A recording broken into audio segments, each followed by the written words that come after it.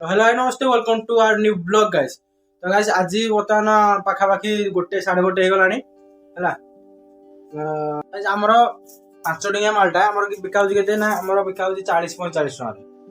तो जो मैंने होलसेल प्राइस नौ से 40 टका नौ और जो मैंने लोकाल नौ माने खाउटी होलसेलर ठू जो बेपारी आनती ना जो दुकान छोट बेपारी जोड़ा कहते छोट दुकानी जहाँ कहती तो से नौ 45 टका। तो 40-45 एटा 40-45 ने बिके के 60 टका कारण 12टा रोचे पैकेट है 5 टंकिया 12टा पैकेट रोचे 12टा पैकेट रोचे तो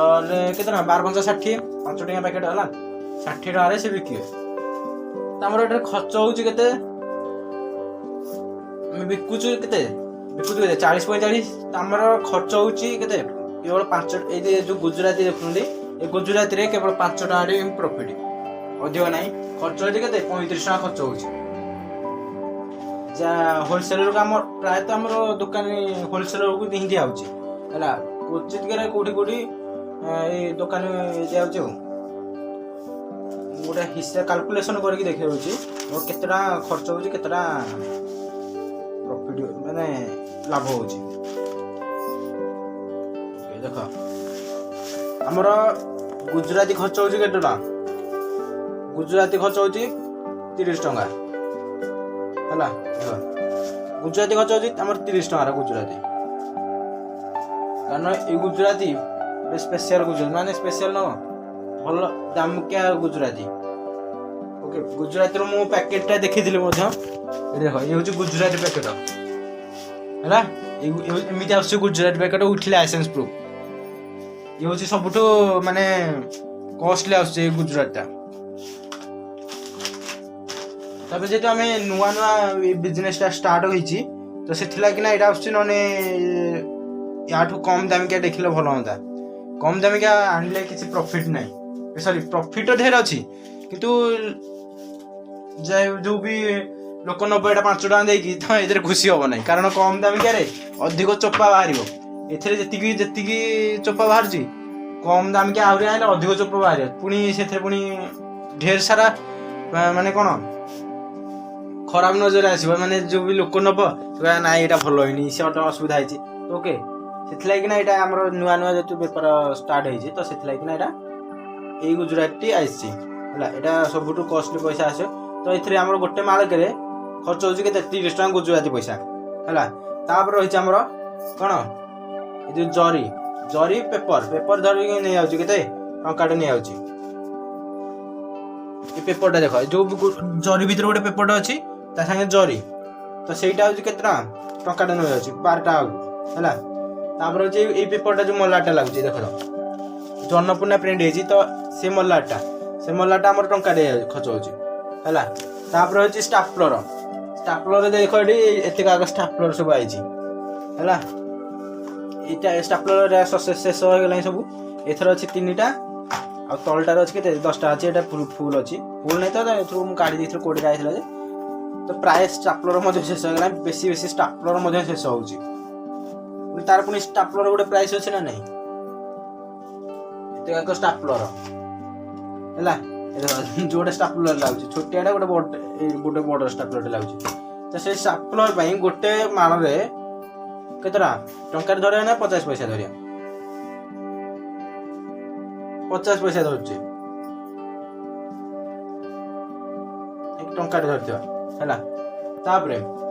पुणी यहाँ बनवाई जी समय लगुच गोटे माल को कहते आमको केते समय लगुच गोटे माल स्टापलर करने आमको लगुच के गोटे मिनट लगुच गोटे माल स्टापलर करने गोटे मिनट तो ताले गोटे टोटाल बनवाई जरी भरी कर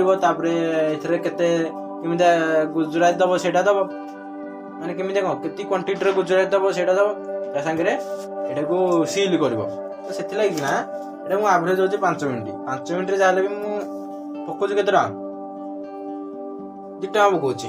है 5 मिनट अधिक पकड़ा था 2 टका पकाऊँ गोटे माल पिछा 2 टका पकाऊँ कौटा परिश्रमटा परिश्रम फल तो के 30-40 सॉरी 30-31 32-33 34-35 मोर खर्च के 35 टका बिका के 40 टका है 40 टका बिका जो मैंने गाँवली दुकान मन को 45 टका बिका तो सहीटा कहीं होची ना 40 टका में जाको बिकु दउछु तो से माने एका थरक 50 माड़ 60 माड़ 70 माड़ नि जो मैंने गाँवली नौ 45 लाख नहीं तो से मैंने कौन करते गोटे माड़ ने किए जोड़े माड़ ने ये से लगी ना आम जो भी अधिक माड़ जी रखुची ताको आम 40 टकर दे जाऊँ और कम माड़ रखिले 45 कौन है ये तार रेट रही तो गुजरात नुहे तो समस्त अलग अलग प्राइस किसी रही है तो सेटा भी वीडियो आज ये स्टार्ट कली माने केते कौन सब खर्च होगी बतैली है आस्ते आस्ते सब कथा आम जाना तो मैं भावुँ वीडियोटा लंबा ही जाने बोल कि तो आज ब्लॉग टी ये एंड करवा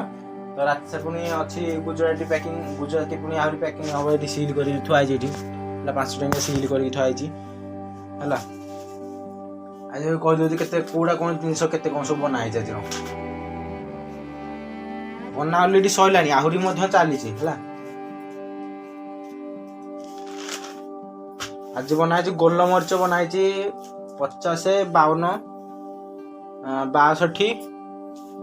68 माड़ खंडे बनाई गोलमरीच तापर गुजराती 5 टंकिया ये बनाई 8 टका बनाई गुजराती 5 टंकिया बड़ आलती कर्पूर 29 बनाई बड़ बेले कोटा यहाँ है यहाँ हूँ बड़ आलती कर्पूर यार पैकेटा मुझे देखा चाहिए ये बड़ आलती कर्पूर पैकेट ओके ये बड़ आलती कर्पूर पैकेट आ गोटे छोट आलती कर्पूर आसला मुझे देखी है ये आसमर छोट आलती कर्पूर ये हूँ बहुत कॉस्टली ये जो आलती कर्पूर देखिए ओके ये बहुत कॉस्टली से आम या 10 टंका बन जाइए तो बड़ आलती कर्पूरटा कस्ट लो लो कस्ट अच्छे 5 टंका बनाऊँ यहाँ भी 5 टंका बनाई 5 टंका बनाई तो यहाँ दुकान मान रिकमेंड अनुजाई 5 टंका सुट न लगे बना तो सब जिन आस्ते आस्ते जाना तो आज वीडियो ठीक लगे नेक्स्ट बाय बाय।